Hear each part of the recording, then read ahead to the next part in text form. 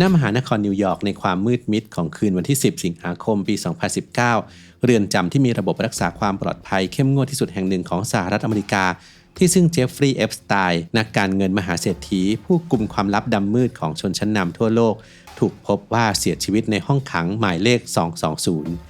แต่สิ่งที่เกิดขึ้นในคืนนั้นคือจุดเริ่มต้นที่น่าเศร้าทางกระบวนการยุติธรรมที่ล้มเหลวเป็นทอดๆตั้งแต่ระบบปฏิบัติการหน้างานไปจนถึงโครงสร้างระดับบนของกระบวนการยุติธรรมและเมื่อเวลาเดินมาถึงปี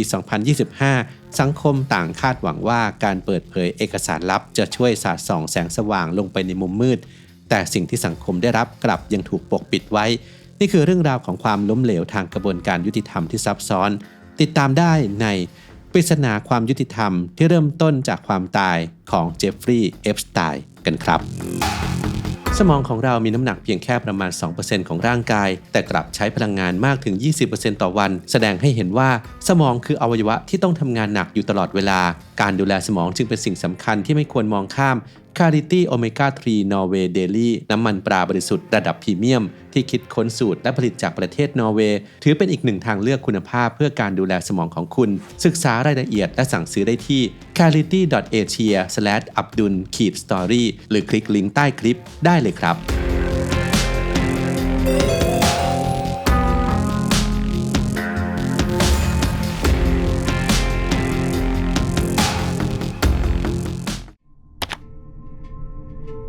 เรื่องราวความผิดปกตินี้เริ่มต้นขึ้นภายในกำแพงสูงของศูนย์กักกันกลางหรือ MCC ในย่านแมนฮัตตันสถานที่ซึ่งถูกออกแบบมาให้เป็นป้อมปราการที่แข็งแกร่งที่สุดแต่ในคืนนั้นกลับกลายเป็นจุดที่เปราะบางที่สุดในระบบเอปสไตน์ซึ่งเคยพยายามทำร้ายตัวเองมาแล้วครั้งหนึ่งในเดือนกรกฎาคมปี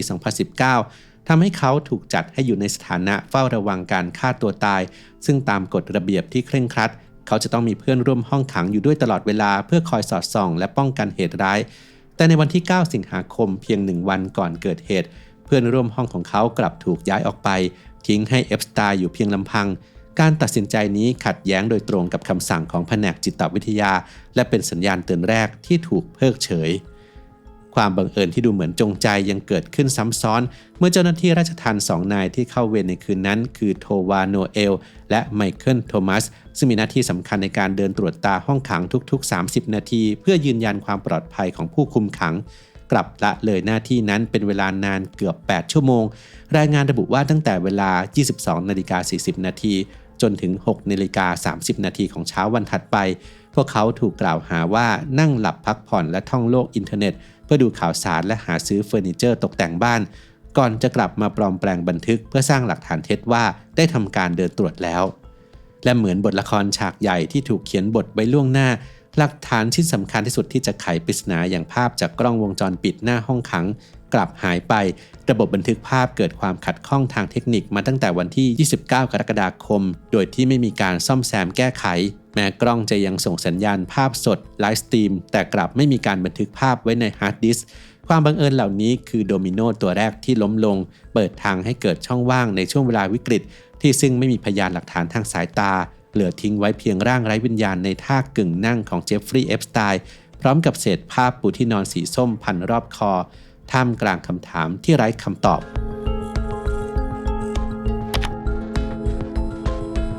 ทันทีที่ข่าวสารการเสียชีวิตของเอปสไตน์แพร่สะพัดไปทั่วโลกคำถามที่ดังก้องอยู่ในใจของสาธารณชนคือเขาฆ่าตัวตายจริงหรือนี่คือการถูกปิดปากแม้สำนักงานแพทย์นิติเวชเมืองนิวยอร์กจะสรุปอย่างเป็นทางการว่าสาเหตุการตายคือการฆ่าตัวตายด้วยการแขวนคอแต่ว่าความซับซ้อนกลับปรากฏขึ้นเมื่อครอบครัวของเอปสไตน์ได้ว่าจ้างดร.ไมเคิลบาเดนแพทย์นิติเวชผู้เชี่ยวชาญระดับแนวหน้าให้เข้าร่วมสังเกตการชันสูตรและสิ่งที่เขาพบได้จุดชนวนความสงสัยให้ลุกโชนขึ้นอีกครั้งดร.บาเดนเปิดเผยข้อมูลเชิงลึกทางนิติวิทยาศาสตร์ที่น่าตกตะลึงโดยระบุว่าเอปสไตน์มีรอยแตกของกระดูกคอหลายจุดโดยเฉพาะที่กระดูกไฮออยด์และกระดูกอ่อนกล่องเสียงซึ่งเขายืนยันว่าลักษณะบาดแผลเช่นนี้พบได้ยากมากในการแขวนคอฆ่าตัวตายแต่กลับพบได้บ่อยกว่ามากในกรณีของการถูกบีบคอในการฆาตกรรมนอกจากนี้สภาพห้องขังหลังเกิดเหตุยังเต็มไปด้วยความสับสนโอลหม่านเจ้าหน้าที่รีบเคลื่อนย้ายร่างของเอปสไตน์และพยายามกู้ชีพทั้งที่เขาเสียชีวิตไปแล้วนานนับชั่วโมงซึ่งถือเป็นการทำลายสภาพที่เกิดเหตุทำให้การพิสูจน์ความจริงทางนิติวิทยาศาสตร์ยากยิ่งขึ้น แม้รายงานของกระทรวงยุติธรรมในปี 2023 จะยืนยันว่าไม่พบหลักฐานการฆาตกรรมแต่รอยร้าวในกระบวนการตรวจสอบและความขัดแย้งทางข้อมูลเหล่านี้ก็เพียงพอที่จะเป็นเชื้อเพลิงชั้นดีให้กับทฤษฎีสมคบคิดที่เชื่อว่าเอฟสไตน์อาจถูกกำจัดเพื่อปกป้องบุคคลทรงอิทธิพลในเงามืด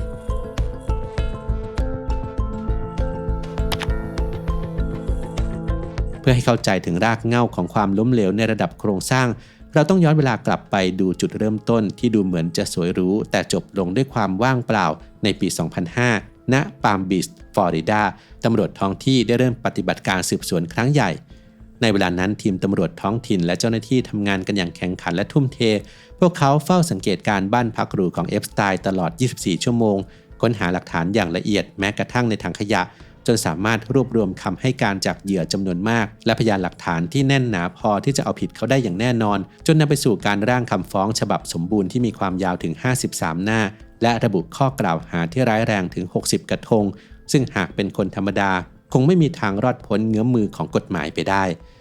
แต่แล้วเมื่อคดีถูกส่งต่อไปยังหน่วยงานระดับชาติแทนที่เอฟสไตน์จะถูกดำเนินคดีอย่างเหมาะสมเขากลับได้รับข้อตกลงไม่ฟ้องร้องหรือ NPA ในปี 2008 จากอเล็กซ์ อะคอสตาอัยการรัฐในขณะนั้นข้อตกลงนี้เปรียบเสมือนใบอนุญาตให้ลอยนวลที่พิเศษจนแทบไม่มีใครเคยเห็นมาก่อนเอฟสไตน์ไม่ต้องขึ้นศาลรัฐบาลกลางยอมรับผิดแค่ข้อหาค้าประเวณีผู้เยาว์เพียง 2 กระทงและถูกตัดสินจำคุกเพียง 18 เดือนในเรือนจำท้องถิ่น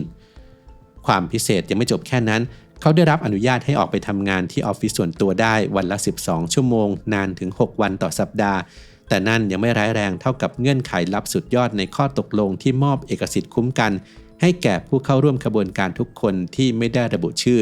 นี่คือการตัดตอนกระบวนการยุติธรรมอย่างสมบูรณ์แบบเป็นการปิดตายโอกาสที่เหยื่อจะได้รับความยุติธรรมและเป็นการปล่อยให้เครือข่ายอาชญากรรมระดับโลกนี้ยังคงดำเนินต่อไปได้อีกนับ 10 ปีโดยมีกฎหมายเป็นเกราะคุ้มกัน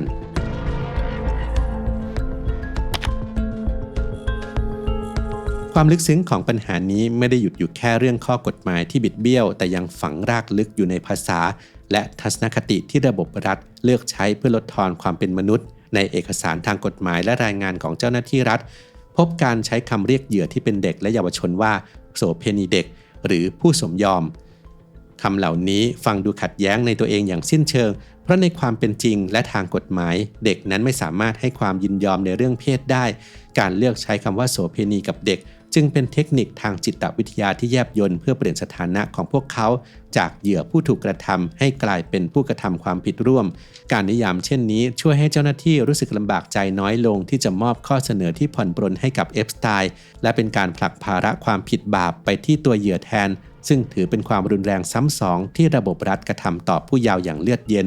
สะท้อนให้เห็นถึงความล้มเหลวทางจริยธรรมของระบบ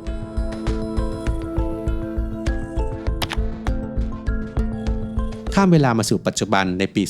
2025 สังคมต่างคาดหวังยังมีความหวังว่าการเปิดเผยเอกสารตามกฎหมายพระราชบัญญัติความโปร่งใสในแฟ้มคดีเอฟสไตน์จะเป็นกุญแจดอกสุดท้ายที่จะไขความจริงทั้งหมดออกมา